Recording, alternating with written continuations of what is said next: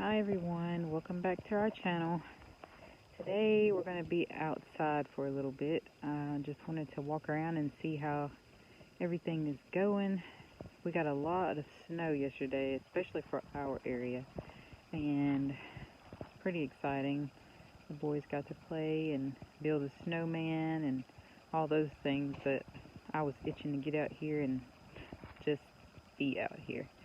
So come along with me today as we walk through the garden and see what's growing and check on our winter sowing, see if there's any germination going on in those jugs and whatever else we can get into. Come along. Alright, so here we are where we have some of our jugs outside, and I want to check in on them and see how they are doing. I know I planted some bachelor buttons. Here they go, and they seem to be doing pretty well. It was really cold last night. Let's see if we can focus that in. And, I mean, like super cold. It was 25, but they are still in here, and they're still thriving. Let's see. The spinach hasn't germinated yet. Let's see, we got some poppies. They're coming up. You can hold on one second. Let me get it focused in there.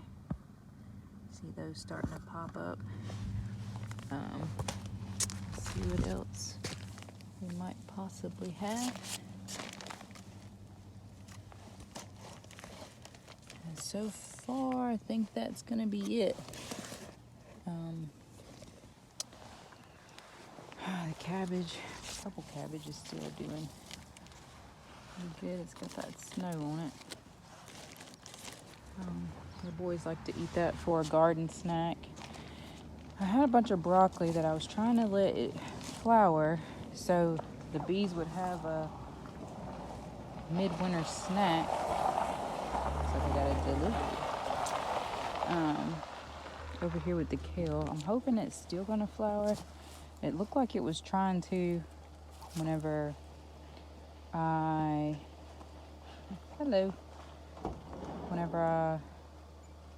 it was warmer, but we'll see. Alright, so we have cardboard. Yes, cardboard is like garden gold, if you didn't know. There's more kale going on here.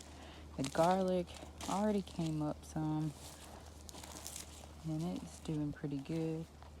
Still have more kale. If you can't tell, we like kale.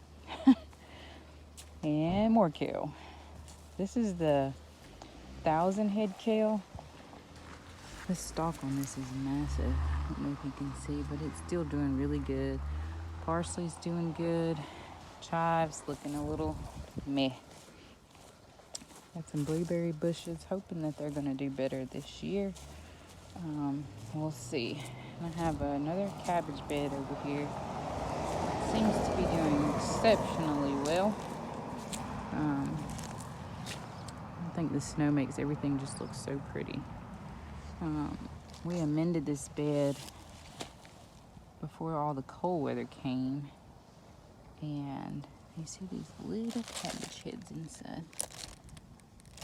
So cute. So, of course, we have lots to do. We have a lot to do.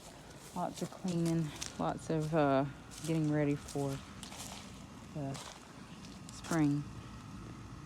This is a cilantro bed that we had. I'm surprised it's still alive. Like, as cold as it's gotten, it's still thriving very well. We have some spinach in here amongst some weeds. Nonetheless, it is still growing. And we have some carrots that are doing very well. They're peeking through the ice and snow. Another carrot bed.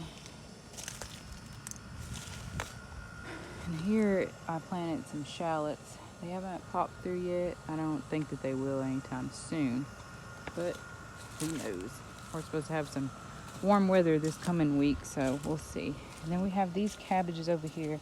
I actually harvested some last night and cooked for dinner. But there's some that are still doing really good, still growing, still tasty. We have some broccoli that's still growing, doing good. Oh, we have liftoff. So that gives me hope for the other ones that they're going to bloom too, which the bees will absolutely love this time of year because there's not much blooming in the wintertime. Let's move on to another part of the garden. So while I'm out here, I wanted to show you guys something that we came up with the other day. This here is our $2 compost bin. Yes, $2. So this was originally designed for Christmas wrapping paper. And my husband was in Walmart the other day when shortly after they marked them down. This was all that was left. There was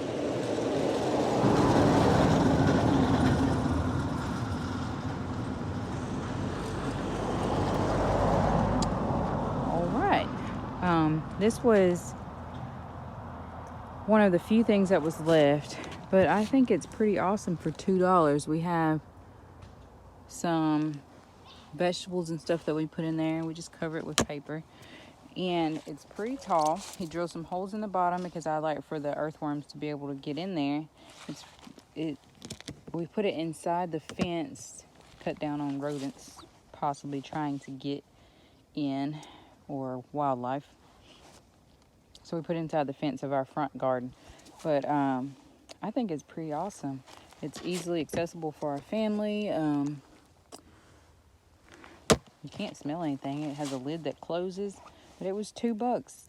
And he came home with it, and he was like, okay, we could put the wrapping paper in there. I was like, no, that's not for wrapping paper. So we have a couple of those that we're going to set around our property because I like to have them in the garden, so that whenever we're doing cleanup, you can just throw scraps in there. But also in the back garden, I would like to have one also.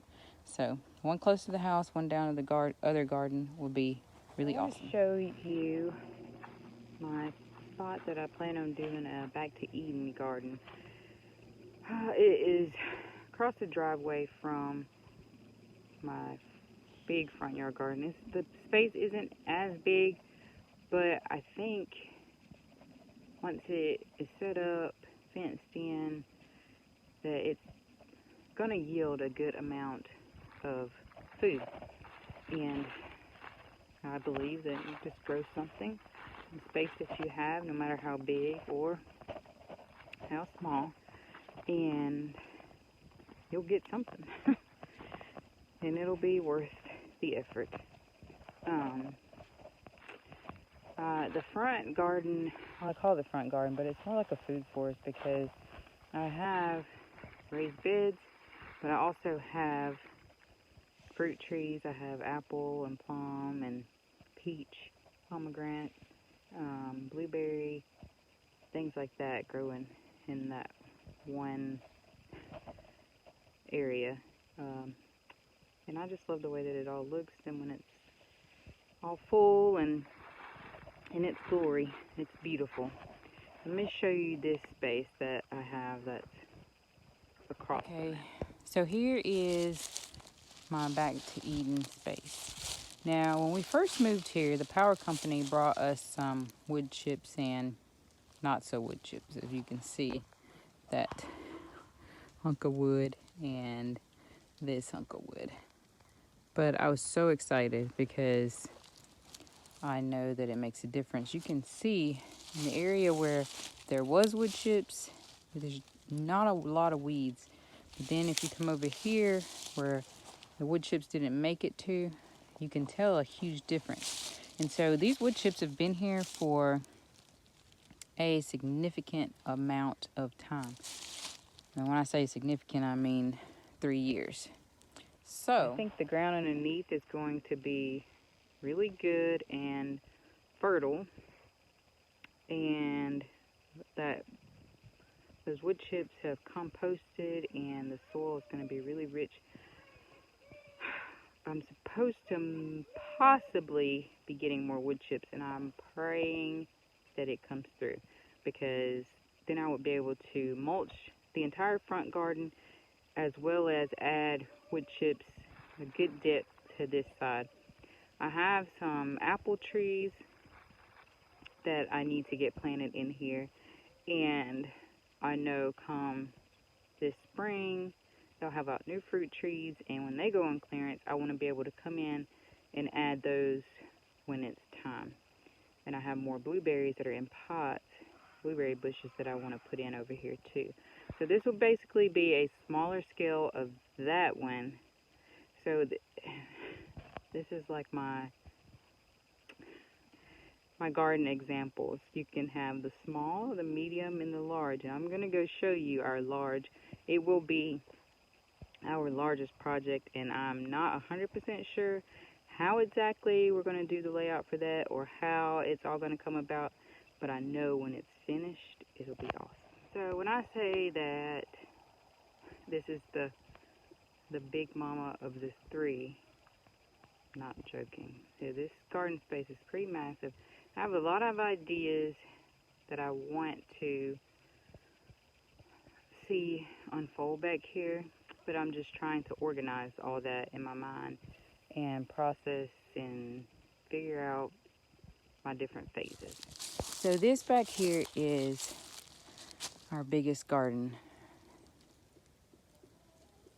Okay. It's a lot. So we planted back here last year. We didn't even plant a fourth of this. We've tried multiple times to even just plant half. We did one year, but the grass is insane. When I say insane, I mean insane. Like come spring when the ground starts warming up, there is grass for days. Like it is a lot. So that's going to be one of our top things to try to get down prior to starting back here, because I want to go ahead and get some fruit trees in. I plan on air layering some of the ones that we already have, so there will basically be a duplicate of what's in the front, but we'll be able to plant it back here. And I've thought about possibly getting pigs and chickens and let them work the ground back here, doing like a paddock at a time. But I'm not sure if how that will work. We've been brainstorming on that. I know Justin Rhodes has done that a lot, and I know he follows Joel Salatin, and it seems to be really effective for him. So it's something that we've considered just to get a head start on the madness. So there's that possibility. And I think what we'll end up doing is, as each section that they work through, which it wouldn't take them terribly long to do that, then we would just cover that area with wood chips significantly, and then just keep and transition throughout the entire garden. I know that's a lot of wood chips, but I think we found a source that we'll be able to get some and consistently.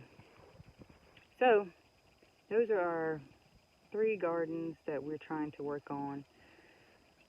I don't ever believe you can have too much growing space, or you can never plan for too much. We had considered planting a ton of pepper plants back here this year. We still might do it. We'll just see what comes up. But we like to plan. We always like to plan for others, and we like to grow in abundance so we can share that harvest with others, because who doesn't love fresh garden veggies?